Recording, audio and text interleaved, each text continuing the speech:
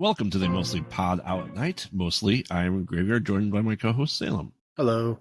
This is episode 62 of our weekly All Things Horror podcast, but this month in particular, it'll be 2 episodes a week for our October Extravaganza. Now, last year, we did end up watching 31 movies for 31 days. This year, we're not going to go that extreme. We're still going to do a lot, don't get me wrong, because there's been a lot of franchise stuff that has come out. And we have catch-ups for VHS and all this other stuff. But tonight, we will be discussing the Massacre 2023 movie marathon. So I think it was like episode 8 of last year that we covered the first Massacre movie marathon that we went to. And we figured we would just do a short little thing this year again for everyone, just kind of give our thoughts and, you know, what was different from last year, and just brief discussions over the movies. And you'll see why briefly, because the movies that we ended up watching were Slumber Party Massacre, Reanimator, and Black Christmas. And we did cover Black Christmas as part of our holiday specials last year. So we're not going to do any ratings this year. And because, well, Slumber Party Massacre and Reanimator are part of a franchise that we will eventually get to. Slumber Party Massacre, well, yeah, it's not going to be a fun franchise to watch, to say the least. I mean, the first one isn't bad. No. Second one, like I said, when we get to it, is just, I mean, we'll get into your initial thoughts and why you haven't seen Slumber Party Massacre. Oh, right. Which is rare, and we'll discuss that as well. Black Christmas, kind of like the lack of viewing people that were there, I think, for it. But let's dive into Slumber Party Massacre. So right off the bat, you know, we sponsored Texas Chainsaw Massacre last year. It was, you know, John Dugan was there. So it's pretty cool that, you know, the original grandpa from Texas Chainsaw was there for the movie that we had sponsored. This year we sponsored Black Christmas, but we'll get to that in a little bit. But Brink Stevens from Slumber Party Massacre and, you know, Sorry Bates was Slamorama, and realistically like 250 other things was the special guest this year. So yeah, you know, standard kind of questions and discussion over Slumber Party Massacre is, you know, for anyone who hasn't seen it, it is surprisingly very feminist in a lot of its stuff, despite, you know, lots of female nudity. A lot, yes. And extensive. Yes. And it was written, I don't think it was written, I think it was Roger Corman's desk, but it was directed by, and I think partially written by a female writer and director. Well, yeah, I think the original script Corman had, but it was one of those ones that he wasn't going to do himself, so he just handed it off, and they rewrote it. And it was a woman, and it was a woman that rewrote it. Yeah. And it was a woman who directed it. Yes. And as Brink stated in the Q&A last night, that, you know, it was the 80s. You had to show some TNA, especially in these movies, because she said, you know, the core audience were college boys. Well, I mean, that's the thing about the 80s is like almost every movie. If you have, I mean, even a lot of times in PG-13 movies have nudity.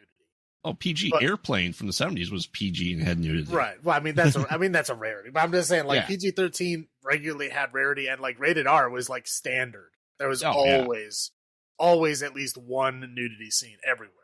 Yes. I mean, they'd have like Police Academy.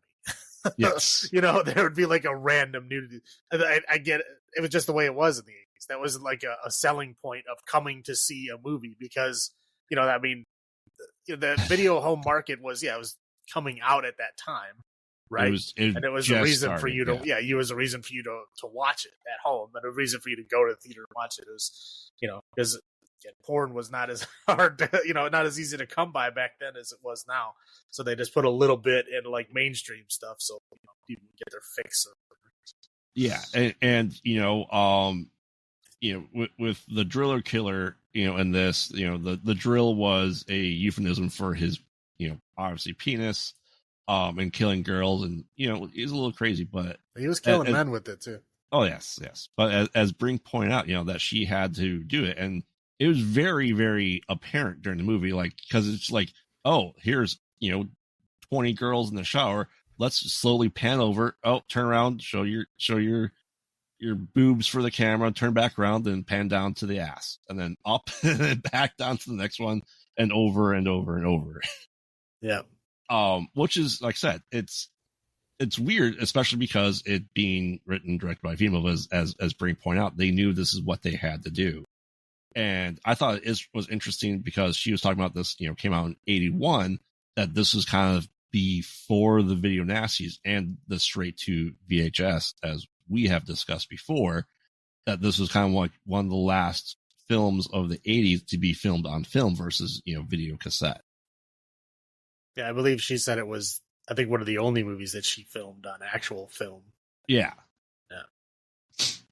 Yeah, so it was interesting. This is being now a 42-year-old movie. A couple people have died from the movie. It is getting up there in age, and she's talking about that she was supposed to play one of the main girls in the movie, but she had a scheduling conflict, so she ended up being like one of the first kills. Right, yeah, she was the one that died in the school before the slumber party even starts. Yes. So the only one that beat her was the telephone repair lady. Yeah. So yeah, I mean, I found it very interesting, getting some of this insight to stuff, because I feel like, the John Dugan story we got last year about him being on the ground and poking the chicken in the cage because it was perfectly content in it for that scene, that, to be able to talk to these, not us personally, but have these people have a short Q&A before the movie they're in and kind of learn more behind the scenes stuff, because, they aren't the leading people necessarily of these movies, but they do have stories. What did you feel about the Q&A? Do you think it could have been longer, better, or do you find it just interesting overall? No, I think it was right about the right length of time, Mm-hmm. I mean, they were kind of trying to stick to their timetable, and I think they were like dead on. This year they were dead on. Like they started at like exactly the times they were originally supposed to. Some of the things, I've been to in the past, sometimes it's off, whatever, 5-10 minutes, it's not a big deal. Yeah. But no, I think it was like a perfect length of time. And she went into stuff that was not in that movie, and her career in general and other people that she knew and, just experiences in the industry. I think it was overall, I think it was great. Yeah. I last year went over because, well, John Dugan is a crazy dude and just had so many stories to tell. Yeah, it was just kind of rambling, but that's to be expected, I suppose. Right. I think one of the ones I went to before that, I mean, obviously it's not horror based, but it's the same guys that did it. They did the Sci-Fi Spectacular, and it was the Road Warrior, and Vernon Wells was there. Vernon Wells being if you've seen the Road Warrior, the main Mohawk motorcycle bad guy is Vernon Wells, and his telling stories about being there was pretty cool. Yeah, I mean it's with us sponsoring, I hope that we help to be able to bring people like this to these things, right? I don't know how much honestly get paid. Her autographs were $20, and she did have photographs that she could sign, and her newest movie, because she did the sequel to Sorry Babes and Slime Ball-O-Rama, which number 2 came out, I think, this year or last year. Yes, yeah, new-ish, yeah. And it's great that she was still doing horror movies, and it's interesting that she talked about she wanted to be like essentially a marine biologist or environmental biologist and work with like sea creatures, but she ended up doing acting, and now she has 250 credits to her name. Right, which is funny because almost everybody, they go to Hollywood and Los Angeles to be actresses, and a lot of them never get there. They right. They work really, really hard, and they on auditions and stuff, and they just never get there. And then she kind of just accidentally fell into it, which is But it's great that she still enjoys doing it, and that she has no problems being in all the cheesy horror movies to this day. Because let's face it, Sorry Babe and Slime Ball-O-Rama 2, while I haven't seen it, is probably pretty damn cheesy. I would assume so, considering the first one. Yes. and I was able to get her autograph on my copy of the original movie DVD. So had I had it on Laserdisc, it had Slum Party Massacre been #1 been on Laserdisc, I would have gotten it just to get it signed. But I still think it's pretty cool to have that. So let's discuss, Slumber Party Massacre, and I want to get your initial thoughts and really what stopped you from seeing this to begin with. I know we discussed it on the way home this morning, technically. Right. So what was your initial thoughts, and obviously why you didn't watch it to begin with? I mean, it's good. It's you take like the generic slasher of the time, and I think it's a little bit elevated above that. Yeah. It's definitely a good one. Definitely worth watching. But yeah, the reason I did not watch it is because I saw 2. Slumber Party Massacre 2. And if you haven't seen it, don't. It's not a good movie. It is terrible. It is, I mean, whatever. I can ruin it. It doesn't really matter. Yeah. There's somebody who survives the first movie is like the little sister, right? Yep. And then in the second movie, she's now the main character. Totally different actress. Like barely a link to the first one. Yeah. She has a dream about the driller killer from the first one. And there's a flashback even to the first one. Right, to the first one. And then somehow she brings to life the driller killer, but it's not the original driller killer. It is a new guy, like a weird, like rockabilly version of the driller killer who has the drill attached to the end of his guitar. Yeah. And now he is singing and dancing and like literally like little songs and stuff, like chasing women around a construction yard, killing them with the drill on the end of his guitar. It is ridiculous and it sucks. It is not good.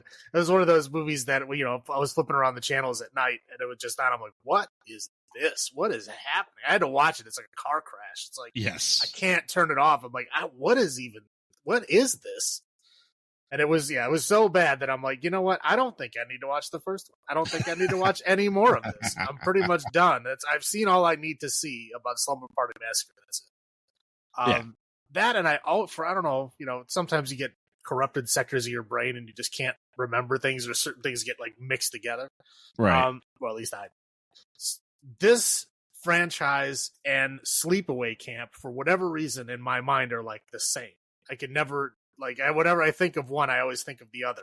And then I'm like, oh, wait, no. That's the wrong thing. But again, I've never really watched either one of them. So I guess that's probably why. Yeah, I mean, when the new Slumber Party Massacre came out a couple of years ago, you know what? I haven't watched these movies in a very long time. And I got them, and I'm watching them like, this is really, really bad. And there's also a spinoff, the Sorority House Massacre. There's like 4 of those by the same writer directors from the Slumber Party Massacre.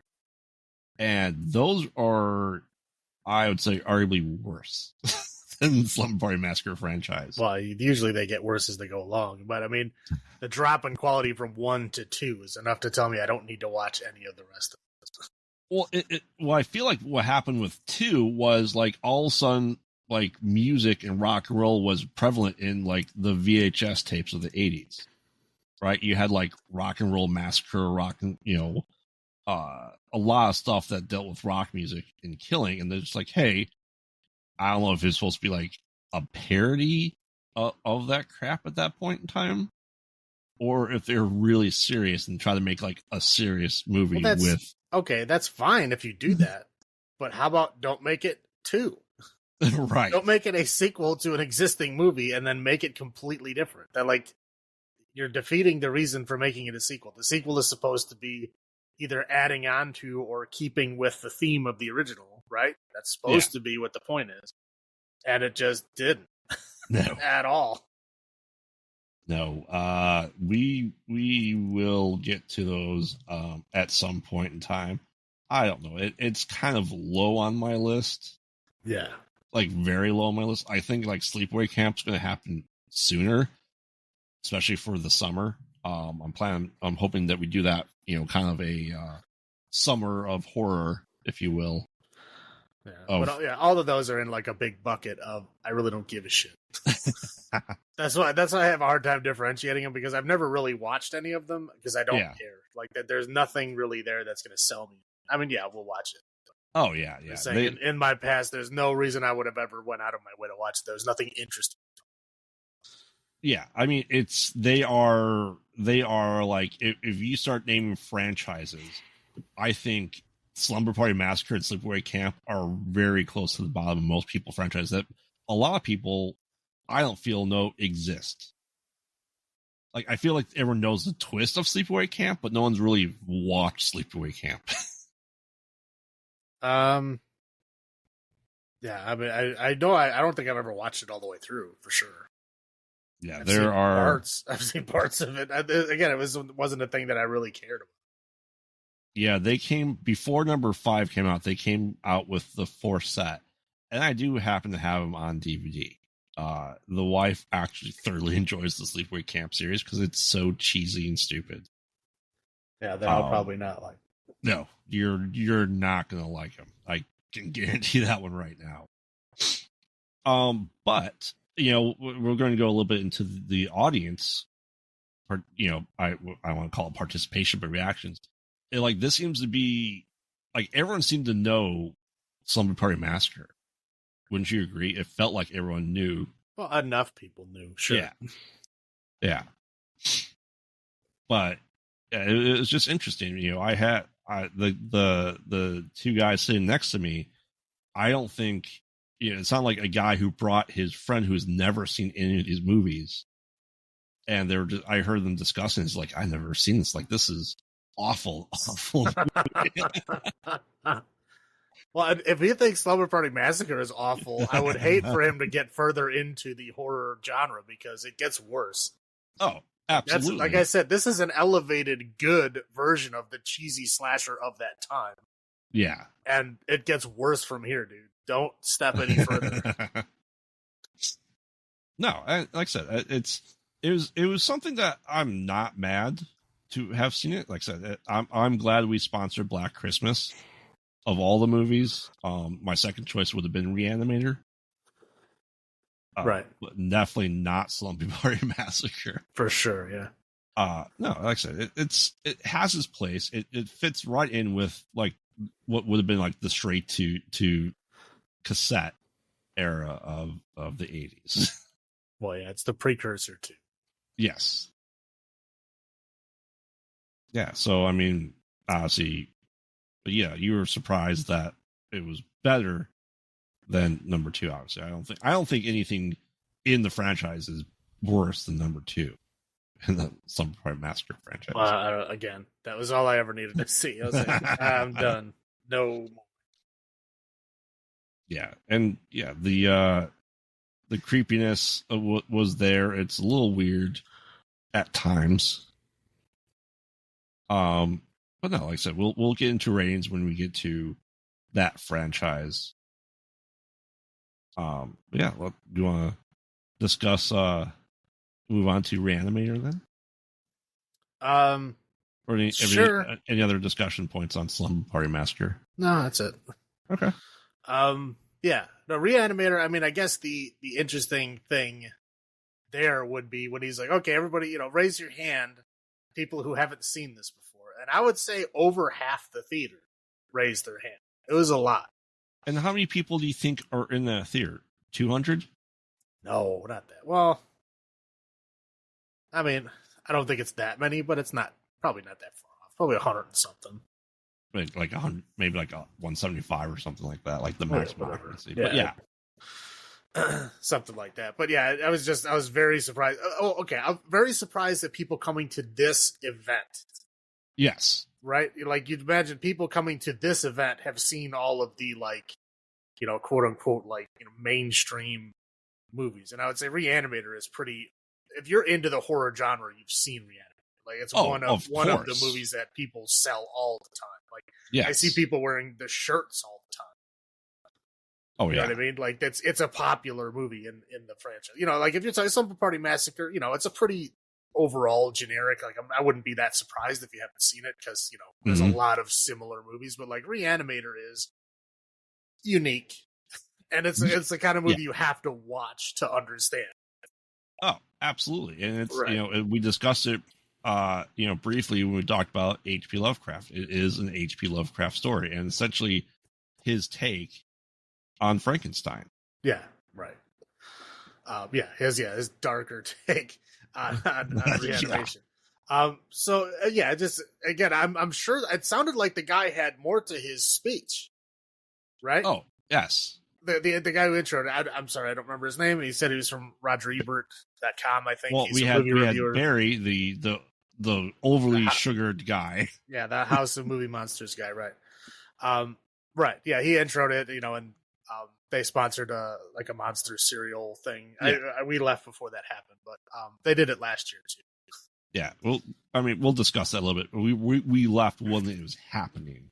Right. Yeah. Right. About the same time we left last year too, as well. Right. Yeah. Exactly. Because it's like it's like that sugar rush before the last couple of movies to keep people moving, right? Yeah.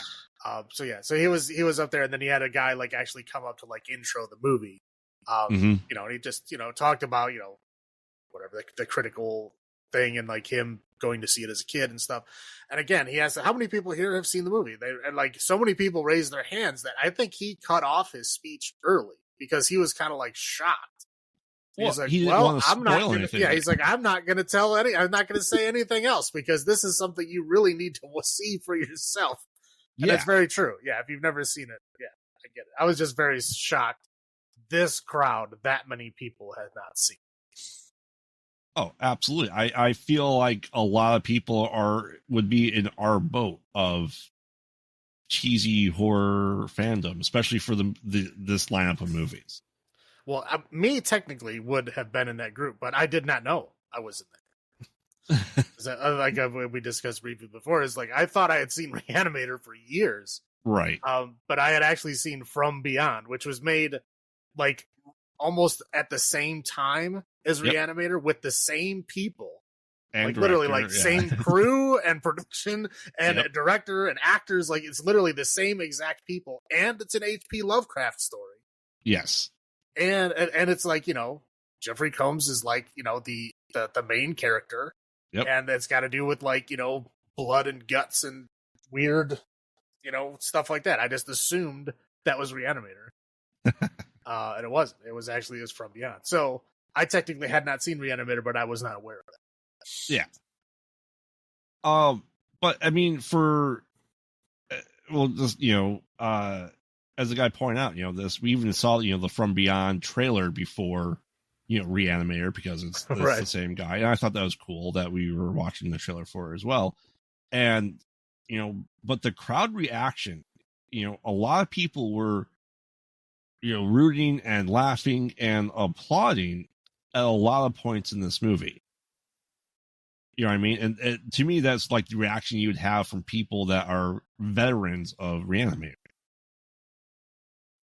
Well, again, when you get to this level of stuff, when it's an old movie and people go to the theater to see it, yeah, there's usually a level of interaction involved. Right. But yeah, I mean, they had a lot of people the same reaction in some part of Massacre. Obviously when Brink's name appeared, because we knew she was there. Right. Hooting and hollering. It was good fun. And not many people actually applauded when she showed up on screen, because I don't think they recognized her, honestly. No. It took me a minute to go, which one is she? Right.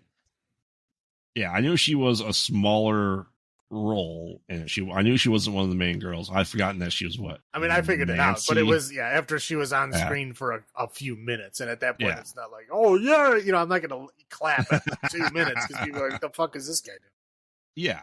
But yeah, I think that's why people clap at the name, obviously, because they read, but I don't think they recognized her. That's why they didn't clap the first time she showed up.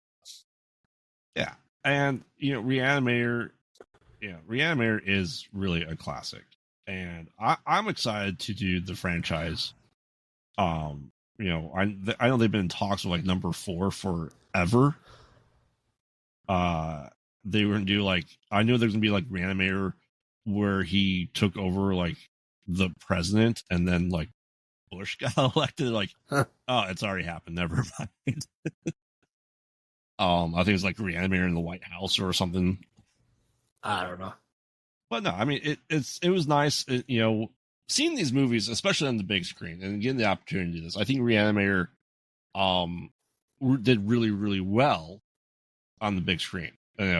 Something that was I alive technically when Reanimator came out? Yes. Was I old enough to see it? Would have known it? No. But I'm definitely glad we were able to see it in a movie theater. Yeah, it's fun. I mean, yeah, it's this theater is nice to see these movies on. I mean, yeah, the sound, the picture is good. Oh yeah, yeah. The sound, I thought production wise, it was better this year than last year. It felt better. You know what I mean? Well, yeah, it felt more together. Well, because last year, because we had Child's Play 2 failures multiple times. there was a freeze, and what was the freeze? It was in Black Christmas. It was like the screen froze for like literally a second and a half. It was not long at all, and everybody was like, "Oh no!" And then it immediately stopped, and it was fun. I felt like it's because they remembered last year, right?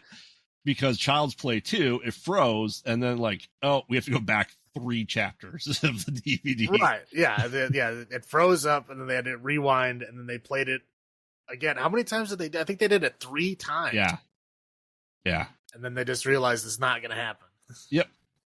Yeah. So, no, like I said, Reanimator is a cheesy good movie. Like Jeffrey Combs is Herbert West. He was made for that character. I feel like. Yeah. And he's not even really the main character, really in the at least this movie. I mean, he is. I would say overall he is, but I would say most of the plot doesn't require his presence. No. I mean, but like without him, there is no reagent. So I would say he's the main character, but again, he doesn't have to be present all the time. Yeah, that's very true. And have you noticed that there's in all 3 of these movies, there's a cat that they interact with? But this time in Reanimator, they kill the cat and bring it back. There's always a cat. Cats everywhere. Yeah.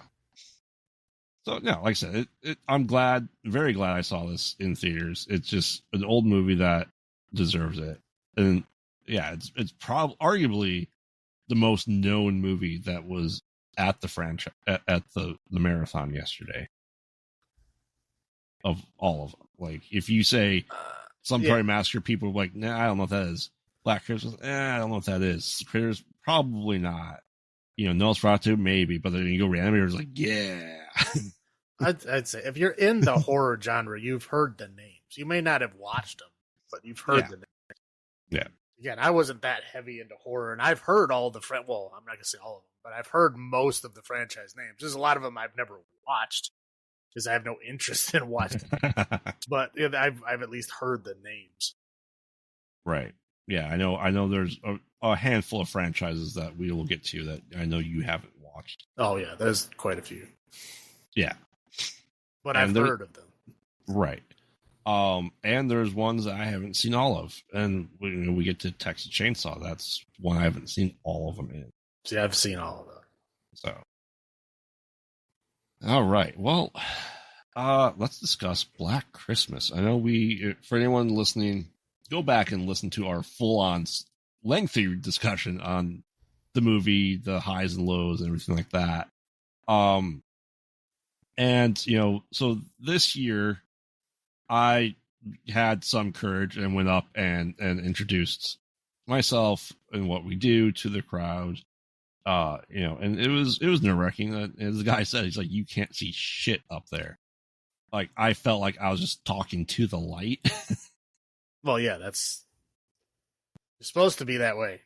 Yeah. Otherwise, because if you went up there with no lights, they couldn't see you. Yeah, and you said I did okay. You did great, buddy. You were fantastic. So nervous, and I would have thought, granted, I'm not interacting with like live people with all the other stuff I do, and it is enough to have me have a little bit of confidence. Should I have taken note cards up there? Maybe. I said next time we'll just pay somebody to go up there and read the note cards for us. Yeah, we can write the notes. Like, here's what we want you to say. Right. Go, please. Go talk to people for Exactly. us. But no, I the movie was, like I said, the movie's great. It is the grandfather of at least most slashers, and Halloween kind of honed it, as we discussed before. Halloween kind of honed the holiday slasher and ran with it, but I don't think it could have done it without Black Christmas. No, I mean, I think we talked about this before. This started a lot of stuff. I mean, yes. Again, you watch this movie now and you're like, oh, this is like your basic tropey movie, and it's like, well, this was the movie that the tropes were based off of. Yes, like absolutely. The call is coming from inside the house. Like, how many movies have done that since then? But that was the first one. Yeah, and it's amazing that people probably don't know that. It's just become part of. It's become such a pop culture thing that most people know and most people parody it, and it's from this movie. And it is a fantastic movie. It is. We love here at our podcast. We love bad endings. And this is truly a bad ending. Right. Yeah, you really felt it in the theater. Everybody's like, really? Yeah. That's it? Like, there's no end. Like, people didn't even know when to clap. They're like, what the fuck? Yeah. And let's kind of go into that. With Reanimator and Slumber Party Massacre, there's cheers, there's clapping. It was mostly silent this entire movie. Right. And you think, like, oh, maybe everybody's asleep and it's late and they're bored or something. But, like, again, as soon as that froze for like a second and a half, like, everybody's like, no! Like, you heard them all. Yeah. So it was like everybody was very engaged with the movie. Because I don't think Black Christmas, again, is not a movie that I watched. Again, it was like, oh, why do I want to watch a holiday-themed fucking slasher movie? Like, I have no desire to do that. Right. Yeah. Which is why I didn't watch it before then. But again, the movie is great. It's a fantastic movie. And I think it's probably what happened is the same thing that happened to me is most people avoided it if they heard of it. Again, it's a pretty obscure. It's not a movie that everybody would have heard of. But if you haven't seen it before, it's very engaging because you're like, wow, this is way better than I thought it was going to be. Like, there's real character arcs. You know what I mean? There's like tons. Yeah. I mean, again, for a 74, there's a lot of stuff going on. Oh, yeah, absolutely. And I just pulled off so we can tell people here, our number of peepholes that we used then. I gave this a 9 peepholes on 10. You gave this an 8. And it still is nice seeing it for me, once again, on the big screen. Neither of us were alive for this original movie. Yeah, no. This is before the first Star Wars movie, for Christ's sake. Yeah. So, it's almost 50 years. And it's, as we discussed before, the whole abortion thing, the Roe v. Wade. And as we discussed, horror is the insight into, the culture's fears and worries at that point in time. Well, that's how it goes. Porn drives the technology, right? Right. And then horror drives, like, stereotypes and culture. Yes. It always happens in horror first before it happens in anything else. They like test the waters with horror because it's easy to fail with horror because they're pretty cheap. Right. And easy to make. So if you fail, like, whatever. So like that's why you always find, like, whatever you're into, you'll find a horror movie that caters to that in some way, shape, or form. Like, always. It's almost like Rule 30. Yeah. Almost. Yeah. It's amazing. And, as you said, people being captivated by this and just like, we're just like heartbroken. It felt like when the movie ended. Right. Well, yeah, like, it is that kind of ending where you're like, wow, that is depressing. Yeah. But it needed it. For 74 and that bad ending, like, I'm surprised they got away with it. Well, again, yeah, they're building up. Again, you can tell they were, it's again, we use the term elevated horror, but it really is. It's horror with a like a drama over the top. Like there's actual like real background story stuff happening. Yeah. Yeah, and even, Officer, Nash, who was a just complete idiot. Right. No, I mean, yeah, there's always you got to be your, horror, comedy section. Yeah. Yeah, and obviously Mrs. Mac being just a drunk and just drinking our sherry, which is disgusting. Not something I can say I've drank straight sherry before. Right. And as we discussed before, just the language being used to talk to these women was, even today, is absurd. Well, yeah, I mean, yeah, hearing that like a first obscene phone call where he, spits out the C word like at least like 3 times. Yeah. Like, yeah, that's pretty rough. Right. And it like I said, the movie's great. There was that hint of intrigue as, was Peter the killer? Wasn't he? Who could it possibly be? And like I said, that ending though, like, the dad being in shock, and they didn't find at least 2 bodies that are still up in the attic with the killer. Right. Yeah. And just the stupidity that they have of like, hey, a cop was killed in the car outside the house, and everyone leave except for one cop. Yeah, and then the cop stands on the front porch, like not even in the house. Right. And something that I was thinking about watching, I'm like, did we even assume that Billy killed the 13-year-old girl, or was just some other random murder in the same unknown? Who knows? Right. Because like, yeah, they show him. I mean, I don't know, because it's up in the air, because the girl died that day. Right. And the movie starts the day before. Yeah. So he has probably been in the attic all night. Right. And the mom says she's only been missing it. Yeah. Right. Right. So what's the likelihood of him coming out of the attic to go to the park to murder a girl and then go back to the attic? Very unlikely. Right. So I would say that's probably another one.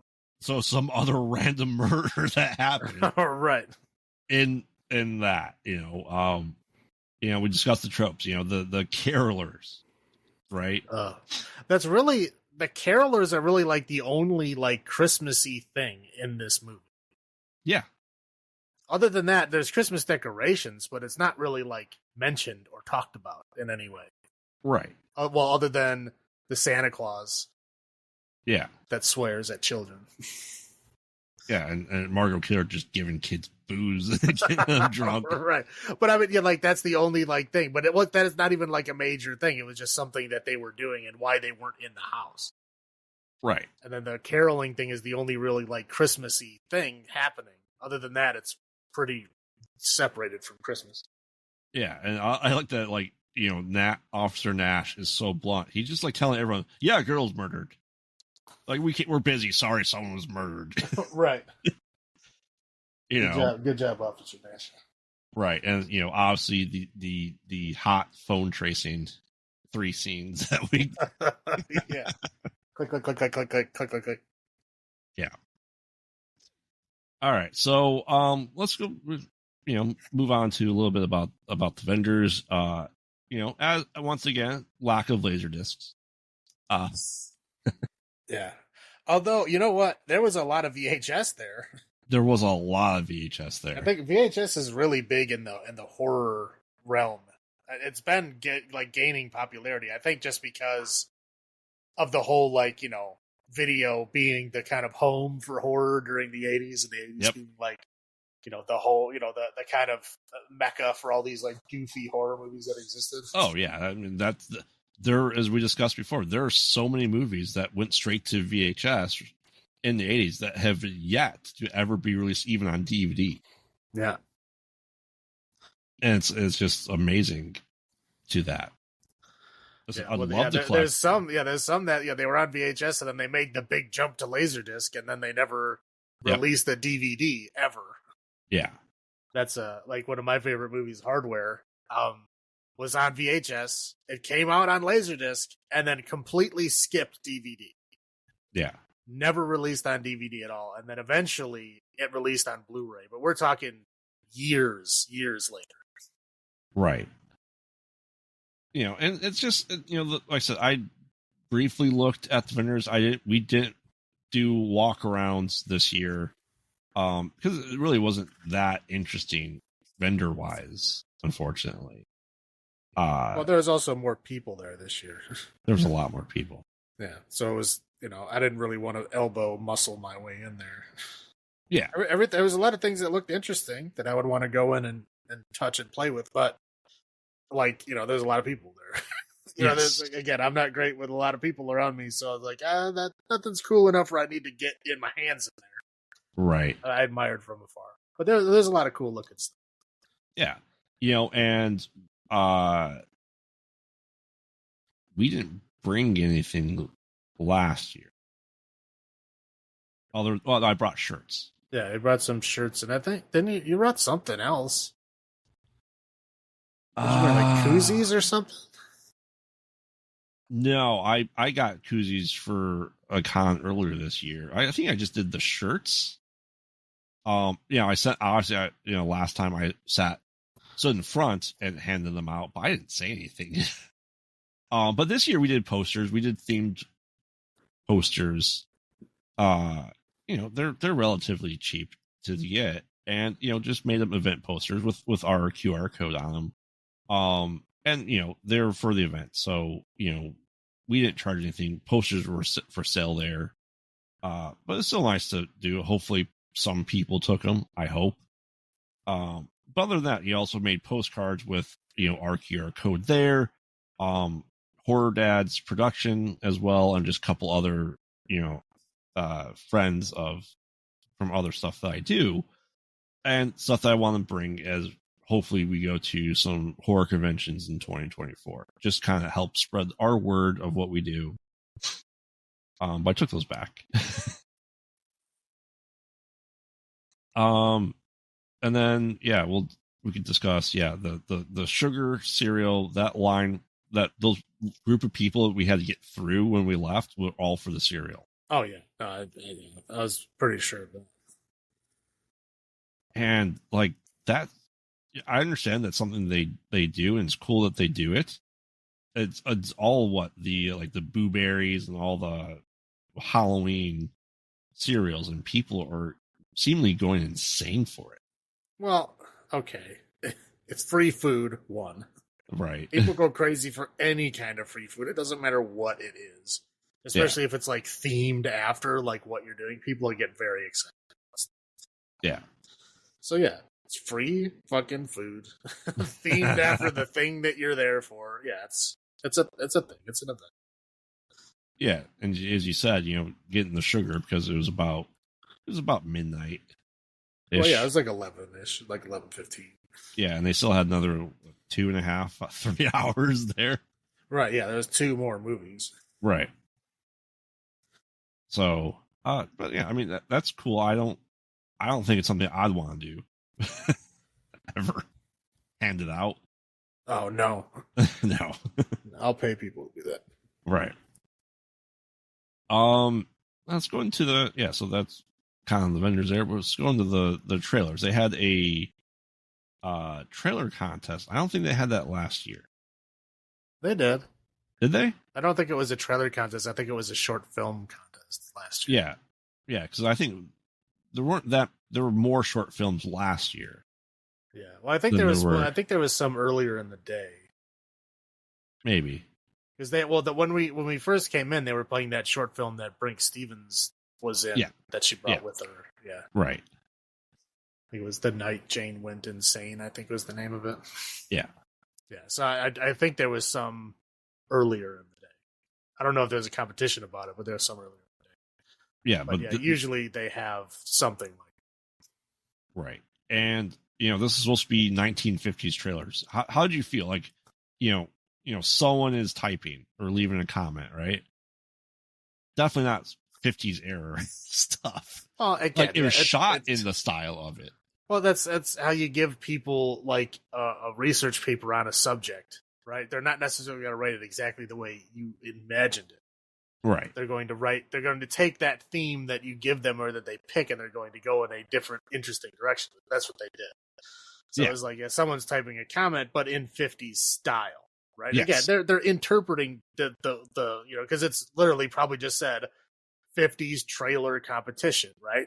Yes. So like they did it of a modern movie in a 50s style, which is fair. Obviously, it got in the competitions. Obviously, it meets the criteria. Right. I mean, I liked the style of it, and it seemed like a very interesting trailer to me. Yeah. I think a couple of them there. Just I felt like we're getting a little too into the weird political world. I don't think it needed to go that far. Like I don't know. I get trying to make a political statement, but they were like blatantly saying it. Yes. Like this is a very short trailer, dude. Like dial it back a little bit. Yeah. What was the other one? Is like, I'm watching you. I'm following you. I'm following you. Was interesting. It felt more like, to me, like an early 70s trailer, Right. personally. Yeah. Especially being in color. Well, again, yeah, if you get sound like an old man now. If you get like young kids, right? And you say do things in an old-timey movie trailer way, to them, to them, okay, somebody who was born in the 2000s, you tell them the difference between 50s and 70s, and to them it doesn't, whatever.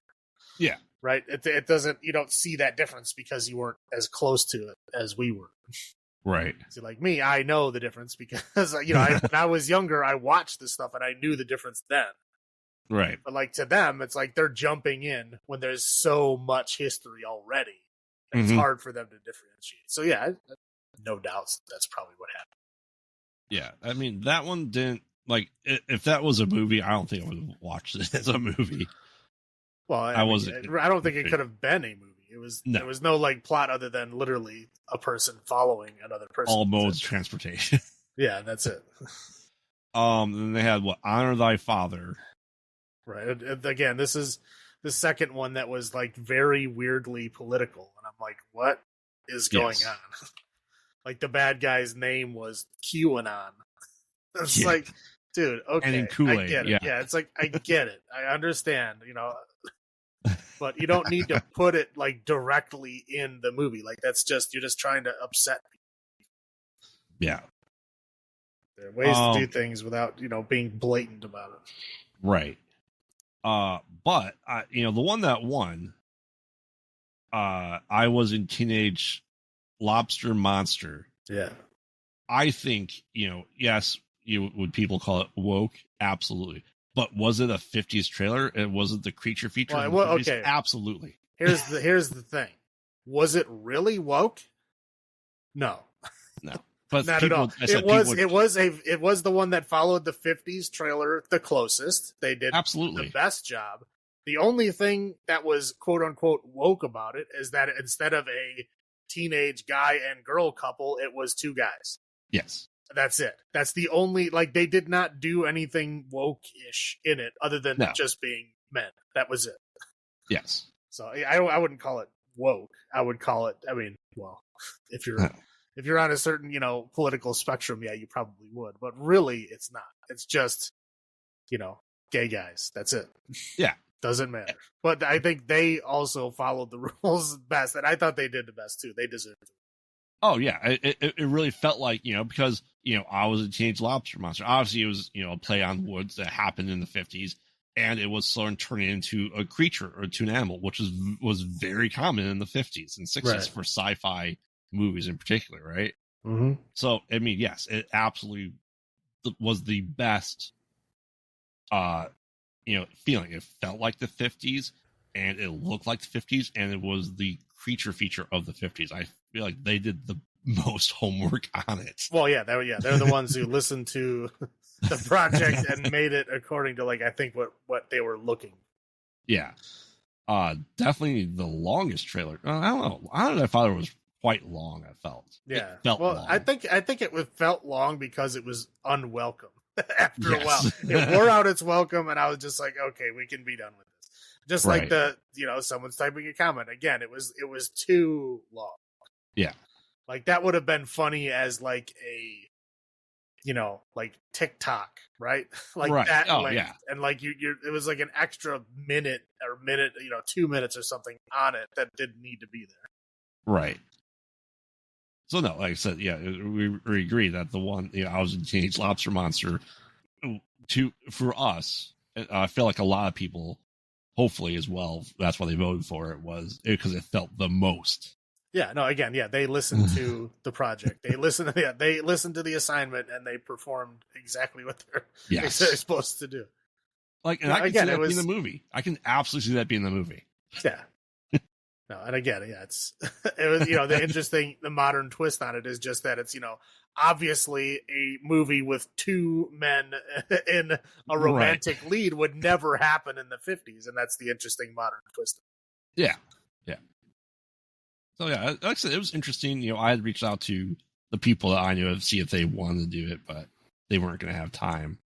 So no, I mean, it'd be interesting to see what they do next year. Do contests like that would be pretty cool.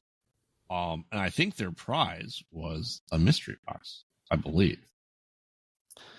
Or a bag of goodies or something. Yeah, no, it was, they got like a swag bag. I don't know what was in there. No.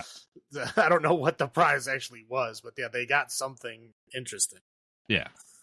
But this year, you got the mystery box. Why don't you tell us what was in it? Oh, yeah, the Massacre mystery box. Well, you got one last year. But so this year, let's see, everything that was in there. There was 2 posters, like legal size posters. One was Hellboy, and it was signed by Doug Jones, who played Abe Sapien in that movie. And the other one was the David Cronenberg movie, like his first movie. Like it's Inside of Us, or so, what was the hell whatever. It's something like They Came From Within. They Came From Within. There you go. Yeah. Yeah, so it was a poster with that on like good thick paper. There was 3 DVDs in there. It was Resident Evil, the first one, Wolf Creek, and Shaun of the Dead. Yeah, those are good movies. I mean, yeah. There was an old Ghost Rider comic in there. I didn't take it out of the plastic, but I can tell just by the way that the issue number and the price and everything was on it that it was from like the 90s era of Marvel Comics. It's like Ghost Rider Annual #2, I think, or something. Okay. That was in there, like with the plastic and the board and everything. There was like a ring pop in there. Yep. Like a blinking ring pop that was in there. There's a whole bunch of stickers, like all kinds of random stickers in there. Yeah. And there was 2 rosaries from the Pope's Exorcist. So I got one of those for you next time I see you. Oh, thank you. You can have a plastic rosary that the Pope's Exorcist branded on it. The thing is plastic. It might burn me. Right. Oh, and a Nancy Drew book. A hardcover little Nancy Drew book was in there. Yeah. I mean, what was it? It's called like The Invisible Intruder. Ooh. Number 46 if you're a Nancy Drew fan. Oh, man. Now if you could get the first 45. Yeah, now you got to get the first 45. I mean, like I said, we didn't pay anything for the swag, for the mystery box. Well, no, we didn't, but I believe it was like $35. So is that a good deal for $35? Yeah. Yeah. Oh, also there was a Jason mask. What? Yeah. Okay. Like a plastic, like the cheapest level one you can get. Yeah. But it was in there. But, like the plastic mask with the little, what do you call that? Yeah. Stretchy band in the back. Yeah. Yeah, I know I had a comic in mind. Nothing signed. But I did get a American Psycho Blu-ray for my last year. Nice. And candy and stickers and stuff like that. I still have the box. It's literally sitting to the left of me right. So I haven't done anything with it. Yeah. Is it worth $35? Oh yeah, definitely. Yeah. Yeah, there's a whole bunch. Yeah, if you like horror-y type stuff, yeah, it's definitely. I can't say I'm a Nancy Drew fan, but I do like books, so that is fair. I put it on my bookshelf. There you go. Start your collection now. Yeah, I do have some old Hardy Boys from when I was a kid. I still have a couple of them. Oh, wow. And one of them is funny because it was one of those books that, I was in 5th grade. Mm-hmm. Okay, so this was like, I don't know, 1980, 1988 probably. Anyway, so I was in 5th grade and I took it, my 5th grade teacher had this little, like, one of those spinny racks. Yeah. And she had a bunch of books in there. It was like, if for whatever reason they had a free time and you didn't have anything to do, you could like take a book and read it. And she wrote her name inside of all the books so that she knew which books were hers. Right. And I must have accidentally taken it, or maybe I did on purpose. I don't remember, honestly. But her name is still written in that book. Did you find her? I got your book. Yeah. Yeah. So no, it's cool. They didn't give it to me last year. They mailed it to me. It's like, oh, we forgot to give this to you. That's still cool though. Yeah. Let's discuss, the venue a little bit. We discussed it a bit last year. This year, one of your first comments was the chairs seem nicer. Yeah, I don't know. I don't remember the chairs last year. I thought they were just like regular theater chairs. Am I wrong? Do you remember? I thought we sat in folding chairs last year. No, it weren't folding chairs. I think they were just generic theater chairs. Yeah. Like the old time, I'm not old timey, but you know what I'm Right. saying? Like the old school ones that they used to just pack people in with. Yeah. And this time they had like, big, like upholstered back chairs. Like, I mean, they're not like the full recliner, fancy heated ones and stuff, but right. Yeah. they were, I thought they were different. I may be wrong. I don't know. I felt they were different too. Yeah. I sat down and I'm like, I'm pretty sure they weren't this nice last year because I don't remember being this comfortable last year. No, it felt uncomfortable last year. Yeah. But I don't know if they upgraded the chairs or if I'm just hallucinating. I don't know. I have no idea. I mean, it was a year ago. We've talked a lot of stuff since then. So yeah. No, but I did definitely seem nicer. I feel bad not remembering all the people's names that run it. I talked to, through Facebook, I talked to the venue. I don't know who I'm talking to through it. And, I had asked them there. I had asked them through Facebook, because we're starting the Conversations in the Void interview thing. I'm like, hey, would you guys want to come on to discuss what it takes to do something like this? What the planning, the rights? I'm sure they have to pay something to play these movies in theaters again. Yeah, well, I'm assuming they do, like, because like theaters will rent out a theater. Right. I'm assuming that's what they do, is they just rent out the theater for the day. Right. I don't know. Yeah, honestly, I've never done it. I've never seen the receipt for someone that has done something like this. I don't know how much that would cost, but I can't imagine it's cheap. Oh no, there's no way. There's no way it's cheap. Because they would have to factor in, like, what's the average of, well, and again, it's on a Saturday night. Right. So, like, you'd have to factor in what's the average that they would make out of one theater on a Saturday night. Right. And then, I would imagine it starts there. Yeah. But I'd love to see and listen to their process of what they do and how they determine what movies. Yeah. I mean, obviously, I'm sure a movie's picked on by whoever they can get as the guest to be. Well, I'm sure one of that is that thing, and then a part of it is also picking ones that you like. Do you have to get, like, the rights to that to show movies in a movie marathon? I don't know how that works. No. You just play anybody's movie and that. I don't know. I have no idea how this stuff works, so I don't know what you need rights for, what you don't. I don't know. I've seen people getting sued for a lot of weird ass things. I don't know how this stuff works. Oh yeah. But I don't know if you can just play any movie you want. If you can play any movie you want, yeah, that's great. You can pick whatever random stuff. But yeah, I've talked to I've talked to this before. I interviewed Lord Bloodraw, who does public domain movies because he doesn't have to pay anything to show up. So I would think there's some sort of fee that the theater has to pay. Right. That's what I would assume, and I don't know how that works. But what's funny is like, all of us are introverts and we wouldn't feel comfortable coming on. But like, I felt like the guy Brian that was up there talking to people was very confident in talking in front of people. I mean, Yeah, I don't think he was like very competent, but More confident than I was. yeah, for sure. Yes, yes, yes. But he's also been doing it for a lot longer. Yeah, and not as like maybe I just need to be hopped up on sugar like Barry no, was. it's just something you have to be comfortable doing, and if it's something you haven't done often enough, then right. Unless you're like an ultra extrovert that just flows right into it, it's something you have to practice. Definitely not me. Well, right, it's something you just have to practice. That's right. And then let's just talk the neighborhood again. The freaking Apple Fest, whatever that fest is. Well, they didn't stop us this time. We walked right through the gate. Like, there's a bunch of people standing there with obvious staff shirts on, and no one said anything. Last year they did, and we were like, "We're just going to the theater," and they're like, "Okay, we'll watch you." Like they were like, you gave us that kind of side eye, like, "All right, we'll watch you." Right. This time though, they didn't even say anything.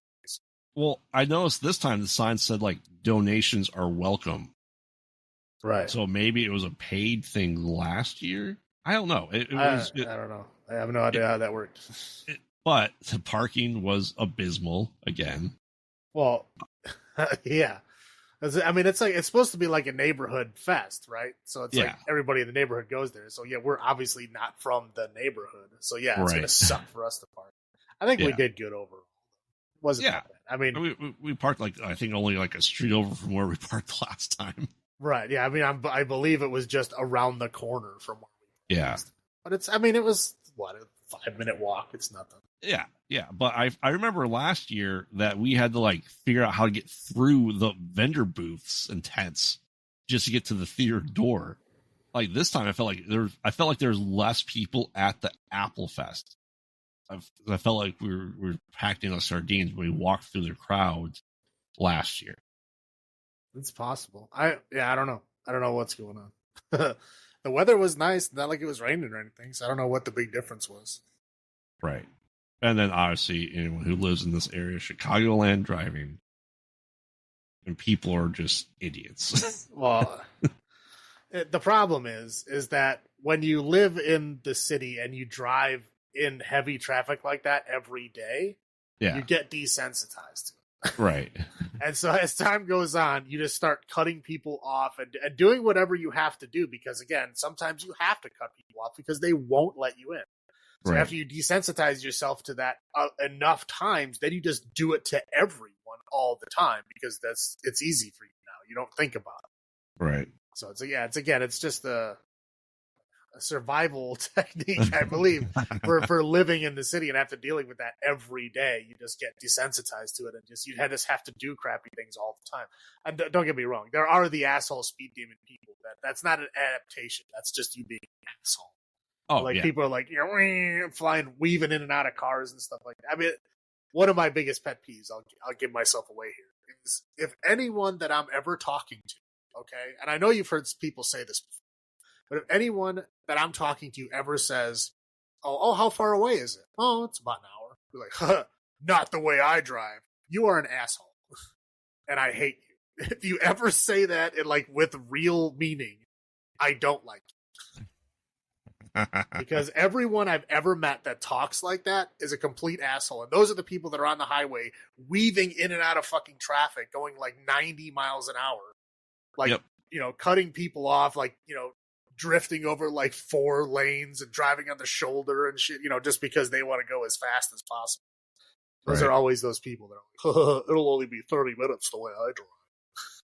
Whatever. Yeah. You are what's wrong with the world, and I hate you. Yeah. So yeah, that's kind of the venue, the crowd. The crowd was this. I felt like the same crowd. Almost. Yeah, lots of big guys with beards. Yes. Yes, we fit right in. Oh yeah, for sure. I'm included in that. I'm not saying anything about making a comment. No, that is me, and there are also many others like me.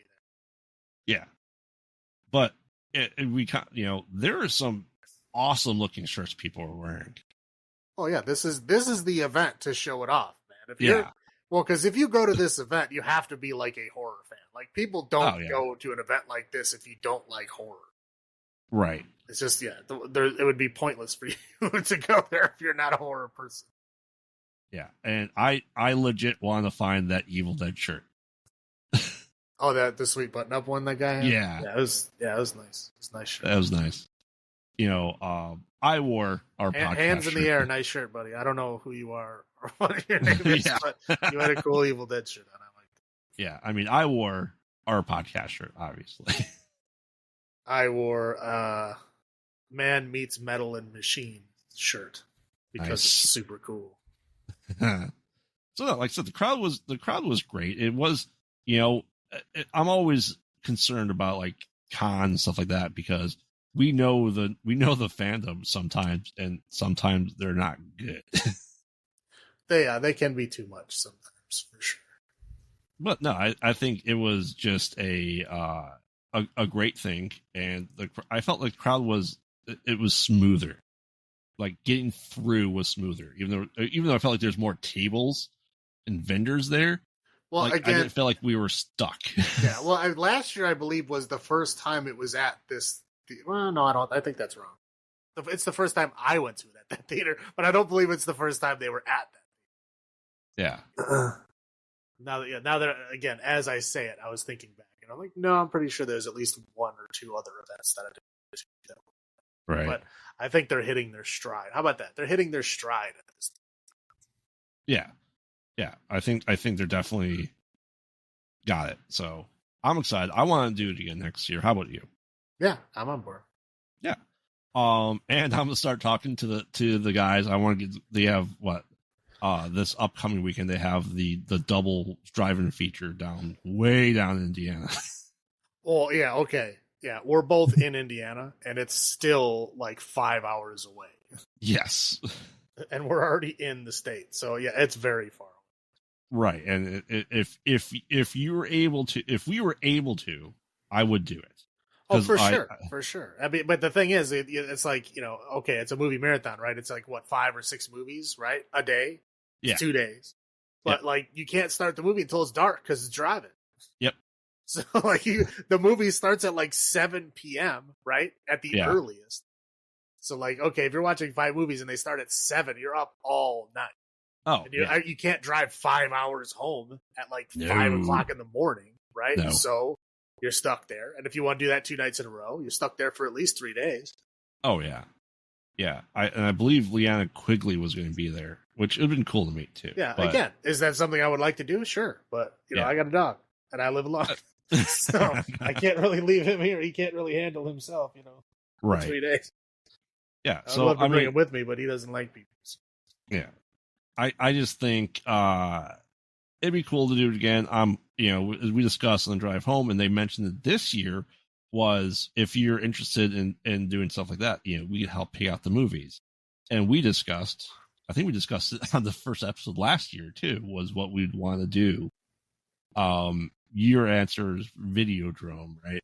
Well, yeah. Well, we discussed Aliens, but as we discussed, the horror elitists might not appreciate that choice, right? Because for whatever reason, sci-fi horror is like a lesser form of horror to most people. Like they're like, ugh, sci-fi horror, ugh. Right? I don't know why, but they do. Would you also want to do Hardware? Oh man, that would be amazing if I could. But Hardware is one of those movies that no one's ever heard of. It's a fantastic movie, but no one's ever heard of that movie. Like you had never even heard of it. No.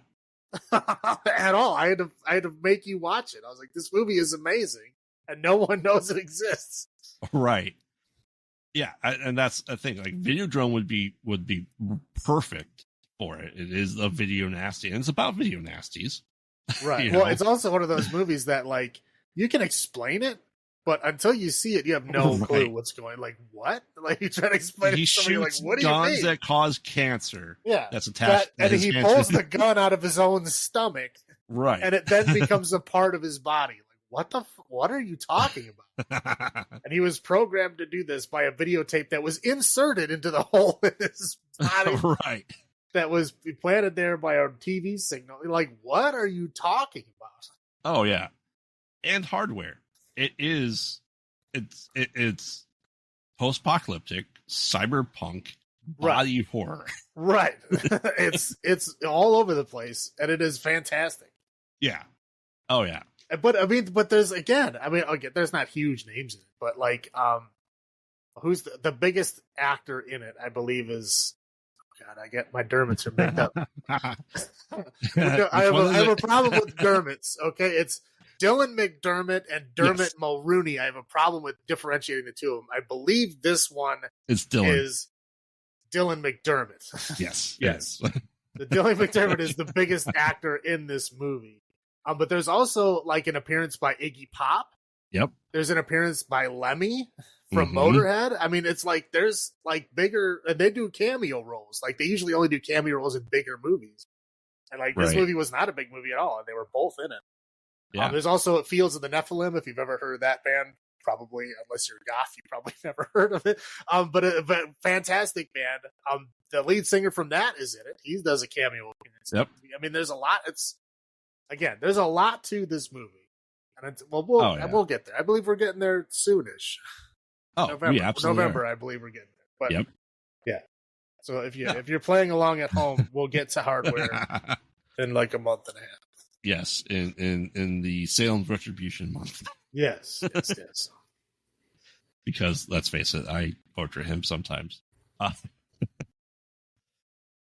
no, I said so. I'd like to talk to them again and see if we can't do Videodrome or hardware. Hardware would be great. I mean, it is on Blu-ray, so it's like if they're playing just Blu-rays, you can play it. You should be like, I'll bring my copy. Yeah, bring in a giant Laserdisc copy. Yeah. We have to hope it doesn't, bonk the wall on the way in, or else it'll never work again. And we'll have to have somebody flip it over halfway through. I'm saying you bring your Blu-ray copy. Oh yeah, I definitely could do that. For me, obviously, Evil Dead 1 or 2, not Army of Darkness, was something I would definitely want to. I think you should sponsor. do the first one. Yeah, oh, absolutely. For a horror marathon, I think the first one would fit better. Yes, and everyone should know that one. Well, I would hope so. I'd hope so too. But again, I would put Evil Dead as about the same level of popularity as Reanimator in the horror world. Oh yeah. Well, Evil Dead probably a little more so, but again, I would if that many people didn't see Reanimator, I really want to see how many people haven't seen Evil Dead. Oh yeah. I mean, Grant, I did see it in theaters. For the 40th anniversary, we watched. Oh, we didn't stay for Evil Dead 2, but we could have seen Evil Dead 2 in theaters, in a theater, concert hall, kind of, sort of projector screen. That would have started at what time was it? Like 11 o'clock at night? Yeah. Like I'm not gonna start watching a movie in a theater in the city at 11 at night. So. Right. So no, like I said I'm hoping. So I want them to get through their month of October, and then start the discussions again. See if we can do one of those three. And go from there, because especially with Evil Dead, with the actresses, the women of Evil Dead are from Michigan, so it's not that far away.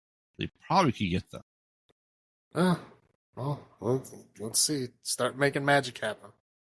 And realistically, I just want their other. Well, what a shock! I know, right? Yeah. So, is there anything that you'd want to see different next year? That we'd want to do different next year? What do you think? No. Here's what I think we should do. Mm-hmm. We should pay someone to go up there and talk, so that neither one of us have to suffer through. There you go. That's what we should do. We got to find some person who likes to talk and give them money and have them go up and do it. Yes. Yeah, and if we do it again, we sponsor it, I get posters made. Maybe be able to send it to the crew there so they can set out from the very beginning too. Yeah, a t-shirt cannon. There you go. She got a t-shirt cannon. Yes, I was thinking about that. Maybe do pins or koozies or something interesting. So we'll see. We'll We'll get there. Yep. All right. Anything else you want to talk about the Massacre? Nope. I'm good. No?